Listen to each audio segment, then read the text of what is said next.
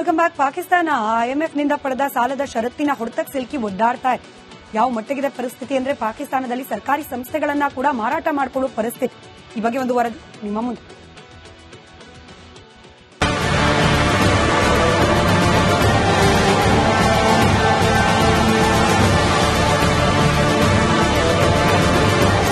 ನಮ್ಮ ಕರ್ನಾಟಕದಲ್ಲಿ ಸಾಲ ಮಾಡಿ ಆದ್ರೂ ತುಪ್ಪ ತಿನ್ನು ಅಂತೀವಿ. ಆದ್ರೆ ಪಾಕಿಸ್ತಾನದಲ್ಲಿ ಸಾಲ ಮಾಡಿ ಆದ್ರೂ ಉಗ್ರರ ಹೊಟ್ಟೆ ತುಂಬಿಸು ಅಂತಾರೆ. ಹೌದು, ಪಾಕಿಸ್ತಾನ ಎಂತ ದರ್ಬೇಶಿ ದೇಶ ಅಂದ್ರೆ ಜನರು ತಿನ್ನೋಕೆ ಅನ್ನ ಇಲ್ದೆ, ಉಳಿಯೋಕೆ ಸೂರಿಲ್ದೆ, ಖಾಲಿ ಹೊಟ್ಟೆ ಮೇಲೆ ತಣ್ಣೀರ್ ಬಟ್ಟೆಯಾದ್ರೂ ಹಾಕೊಳ್ಳೋಣ ಅಂದ್ರೆ ನೀರಿಲ್ದೆ ಒದ್ದಾಡ್ತಾ ಇದ್ದಾರೆ. ಆದ್ರೆ ಪಾಕಿಸ್ತಾನದ ನಾಯಕರು ಮಾತ್ರ ಭಿಕ್ಷಾ ಪಾತ್ರೆ ಹಿಡಿದು ಕಂಡ ದೇಶಗಳ ಬಳಿ ಸಾಲ ಎತ್ತಿ ಉಗ್ರರಿಗೆ ಬಿರಿಯಾನಿ ಭಾಗ್ಯ ಕೊಡಿಸ್ತಾ ಇದ್ದಾರೆ. ಆ ಸಾಲಕ್ಕೆ ಪ್ರತಿಯಾಗಿ ಒಂದೊಂದೇ ಸರ್ಕಾರಿ ಸಂಸ್ಥೆಗಳನ್ನ ಮಾರ್ತಿದ್ದಾರೆ.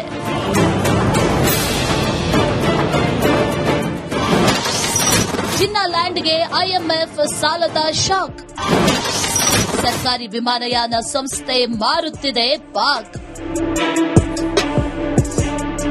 ಆರ್ಥಿಕವಾಗಿ ಭಾರಿ ಸಂಕಷ್ಟಕ್ಕೆ ಸಿಲುಕಿ ಐಎಂಎಫ್ನಿಂದ ಸಾಲಕ್ಕೆ ಕೈಚಾಚಿದ್ದ ಪಾಕಿಸ್ತಾನ ಇದೀಗ ಅದೇ ಐಎಂಎಫ್ನ ಷರತ್ತಿನಂತೆ ತನ್ನ ಒಡೆತನದ ಪಾಕಿಸ್ತಾನ್ ಇಂಟರ್ನ್ಯಾಷನಲ್ ಏರ್ಲೈನ್ಸ್ ಅನ್ನೇ ಮಾರಲು ಮುಂದಾಗಿದೆ.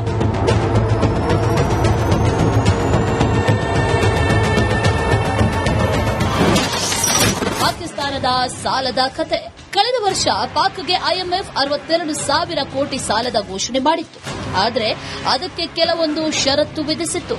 ಅದರಲ್ಲಿ ಭಾರೀ ನಷ್ಟದಲ್ಲಿರುವ ಪಿಐಎ ಮಾರಾಟ, ಪೆಟ್ರೋಲಿಯಂ, ಇಂಧನ, ವಿದ್ಯುತ್ ಬೆಲೆ ಏರಿಕೆ, ಅಧಿಕಾರಿಗಳ ವೆಚ್ಚ ಕಡಿತ ಮೊದಲಾದ ಅಂಶಗಳು ಕೂಡ ಸೇರಿದ್ವು. ಇದು ಕಳೆದ 2 ದಶಕದಲ್ಲಿ ಮೊದಲ ಬಾರಿಗೆ ಸರ್ಕಾರಿ ಸ್ವಾಮ್ಯದ ಕಂಪನಿಯೊಂದರ ಖಾಸಗೀಕರಣವಾಗಿದೆ. ಪಿಐಎ ಖರೀದಿಗೆ ಮಿಲಿಟರಿಯ ಬಹುಪಾಲು ಷೇರು ಹೊಂದಿರುವ ಫೌಜಿ ಫರ್ಟಿಲೈಸರ್ ಸೇರಿ 4 ಕಂಪನಿಗಳು ಮುಂದೆ ಬಂದಿವೆ.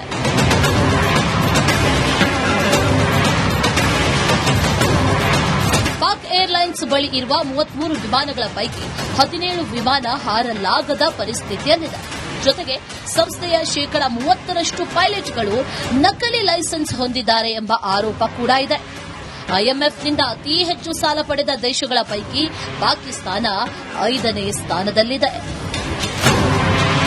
Rajashekhar Jahagirdar, news desk, Republic Kannada. Welcome back. Pakistan ಐಎಂಎಫ್ನಿಂದ ಪಡೆದ ಸಾಲದ ಷರತ್ತಿನ ಹೊಡೆತಕ್ಕೆ ಸಿಲುಕಿ ಒದ್ದಾಡ್ತಾ ಇದೆ. ಯಾವ ಮಟ್ಟಿಗಿದೆ ಪರಿಸ್ಥಿತಿ ಅಂದ್ರೆ ಪಾಕಿಸ್ತಾನದಲ್ಲಿ ಸರ್ಕಾರಿ ಸಂಸ್ಥೆಗಳನ್ನ ಕೂಡ ಮಾರಾಟ ಮಾಡಿಕೊಳ್ಳುವ ಪರಿಸ್ಥಿತಿ. ಈ ಬಗ್ಗೆ ಒಂದು ವರದಿ ನಿಮ್ಮ ಮುಂದೆ.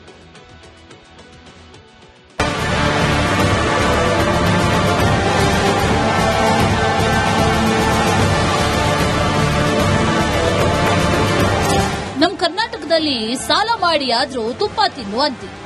ಆದ್ರೆ ಪಾಕಿಸ್ತಾನದಲ್ಲಿ ಸಾಲ ಮಾಡಿ ಆದ್ರೂ ಉಗ್ರರ ಹೊಟ್ಟೆ ತುಂಬಿಸು ಅಂತಾರೆ. ಹೌದು, ಪಾಕಿಸ್ತಾನ ಎಂತ ದರ್ಬೇಶಿ ದೇಶ ಅಂದ್ರೆ ಜನರು ತಿನ್ನೋಕೆ ಅನ್ನ ಇಲ್ದೆ, ಉಳಿಯೋಕೆ ಸೂರಿಲ್ದೆ, ಖಾಲಿ ಹೊಟ್ಟೆ ಮೇಲೆ ತಣ್ಣೀರ್ ಬಟ್ಟೆಯಾದ್ರೂ ಹಾಕೊಳ್ಳೋಣ ಅಂದ್ರೆ ನೀರಿಲ್ದೆ ಒದ್ದಾಡ್ತಾ ಇದ್ದಾರೆ. ಆದ್ರೆ ಪಾಕಿಸ್ತಾನದ ನಾಯಕರು ಮಾತ್ರ ಭಿಕ್ಷಾ ಪಾತ್ರೆ ಹಿಡಿದು ಕಂಡ ದೇಶಗಳ ಬಳಿ ಸಾಲ ಎತ್ತಿ ಉಗ್ರರಿಗೆ ಬಿರಿಯಾನಿ ಭಾಗ್ಯ ಕೊಡಿಸ್ತಾ ಇದ್ದಾರೆ. ಆ ಸಾಲಕ್ಕೆ ಪ್ರತಿಯಾಗಿ ಒಂದೊಂದೇ ಸರ್ಕಾರಿ ಸಂಸ್ಥೆಗಳನ್ನ ಮಾರ್ತಿದ್ದಾರೆ.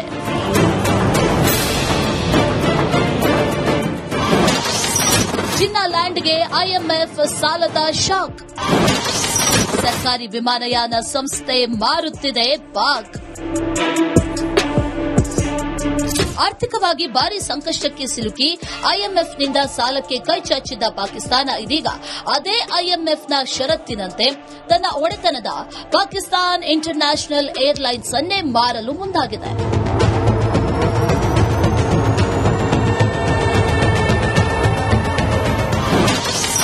ಪಾಕಿಸ್ತಾನದ ಸಾಲದ ಕತೆ. ಕಳೆದ ವರ್ಷ ಪಾಕ್ಗೆ ಐಎಂಎಫ್ 62,000 ಕೋಟಿ ಸಾಲದ ಘೋಷಣೆ ಮಾಡಿತ್ತು. ಆದರೆ ಅದಕ್ಕೆ ಕೆಲವೊಂದು ಷರತ್ತು ವಿಧಿಸಿತ್ತು. ಅದರಲ್ಲಿ ಭಾರೀ ನಷ್ಟದಲ್ಲಿರುವ ಪಿಐಎ ಮಾರಾಟ, ಪೆಟ್ರೋಲಿಯಂ, ಇಂಧನ, ವಿದ್ಯುತ್ ಬೆಲೆ ಏರಿಕೆ, ಅಧಿಕಾರಿಗಳ ವೆಚ್ಚ ಕಡಿತ ಮೊದಲಾದ ಅಂಶಗಳು ಕೂಡ ಸೇರಿದ್ವು. ಇದು ಕಳೆದ 2 ದಶಕದಲ್ಲಿ ಮೊದಲ ಬಾರಿಗೆ ಸರ್ಕಾರಿ ಸ್ವಾಮ್ಯದ ಕಂಪನಿಯೊಂದರ ಖಾಸಗೀಕರಣವಾಗಿದೆ. ಪಿಐಎ ಖರೀದಿಗೆ ಮಿಲಿಟರಿಯೇ ಬಹುಪಾಲು ಷೇರು ಹೊಂದಿರುವ ಫೌಜಿ ಫರ್ಟಿಲೈಸರ್ ಸೇರಿ 4 ಕಂಪನಿಗಳು ಮುಂದೆ ಬಂದಿವೆ.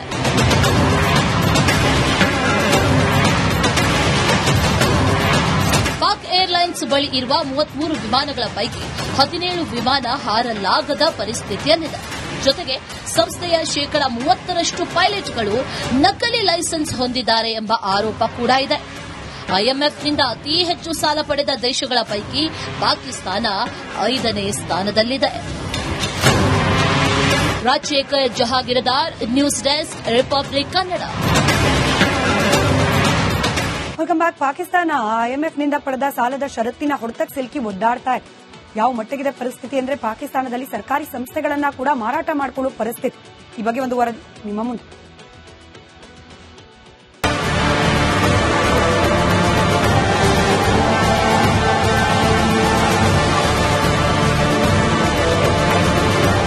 ನಮ್ಮ ಕರ್ನಾಟಕದಲ್ಲಿ ಸಾಲ ಮಾಡಿ ಆದ್ರೂ ತುಪ್ಪ ತಿನ್ನು ಅಂತೀವಿ. ಆದ್ರೆ ಪಾಕಿಸ್ತಾನದಲ್ಲಿ ಸಾಲ ಮಾಡಿ ಆದ್ರೂ ಉಗ್ರರ ಹೊಟ್ಟೆ ತುಂಬಿಸು ಅಂತಾರೆ. ಹೌದು, ಪಾಕಿಸ್ತಾನ ಎಂತ ದರ್ಬೇಶಿ ದೇಶ ಅಂದ್ರೆ ಜನರು ತಿನ್ನೋಕೆ ಅನ್ನ ಇಲ್ದೆ, ಉಳಿಯೋಕೆ ಸೂರಿಲ್ದೆ, ಖಾಲಿ ಹೊಟ್ಟೆ ಮೇಲೆ ತಣ್ಣೀರ್ ಬಟ್ಟೆಯಾದ್ರೂ ಹಾಕೊಳ್ಳೋಣ ಅಂದ್ರೆ ನೀರಿಲ್ದೆ ಒದ್ದಾಡ್ತಾ ಇದ್ದಾರೆ. ಆದ್ರೆ ಪಾಕಿಸ್ತಾನದ ನಾಯಕರು ಮಾತ್ರ ಭಿಕ್ಷಾ ಪಾತ್ರೆ ಹಿಡಿದು ಕಂಡ ದೇಶಗಳ ಬಳಿ ಸಾಲ ಎತ್ತಿ ಉಗ್ರರಿಗೆ ಬಿರಿಯಾನಿ ಭಾಗ್ಯ ಕೊಡಿಸ್ತಾ ಇದ್ದಾರೆ. ಆ ಸಾಲಕ್ಕೆ ಪ್ರತಿಯಾಗಿ ಒಂದೊಂದೇ ಸರ್ಕಾರಿ ಸಂಸ್ಥೆಗಳನ್ನ ಮಾರ್ತಿದ್ದಾರೆ.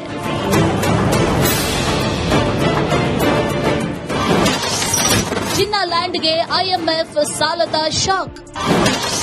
ಸರ್ಕಾರಿ ವಿಮಾನಯಾನ ಸಂಸ್ಥೆ ಮಾರುತ್ತಿದೆ ಪಾಕ್.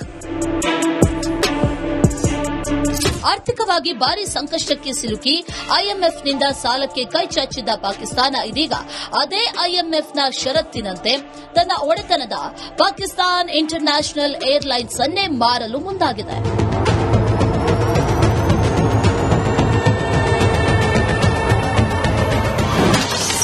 ಪಾಕಿಸ್ತಾನದ ಸಾಲದ ಕತೆ. ಕಳೆದ ವರ್ಷ ಪಾಕ್ಗೆ ಐಎಂಎಫ್ 62,000 ಕೋಟಿ ಸಾಲದ ಘೋಷಣೆ ಮಾಡಿತ್ತು. ಆದರೆ ಅದಕ್ಕೆ ಕೆಲವೊಂದು ಷರತ್ತು ವಿಧಿಸಿತ್ತು. ಅದರಲ್ಲಿ ಭಾರೀ ನಷ್ಟದಲ್ಲಿರುವ ಪಿಐಎ ಮಾರಾಟ, ಪೆಟ್ರೋಲಿಯಂ, ಇಂಧನ, ವಿದ್ಯುತ್ ಬೆಲೆ ಏರಿಕೆ, ಅಧಿಕಾರಿಗಳ ವೆಚ್ಚ ಕಡಿತ ಮೊದಲಾದ ಅಂಶಗಳು ಕೂಡ ಸೇರಿದ್ವು.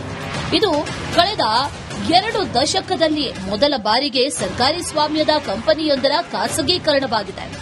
ಪಿಐಎ ಖರೀದಿಗೆ ಮಿಲಿಟರಿಯೇ ಬಹುಪಾಲು ಷೇರು ಹೊಂದಿರುವ ಫೌಜಿ ಫರ್ಟಿಲೈಸರ್ ಸೇರಿ 4 ಕಂಪನಿಗಳು ಮುಂದೆ ಬಂದಿವೆ.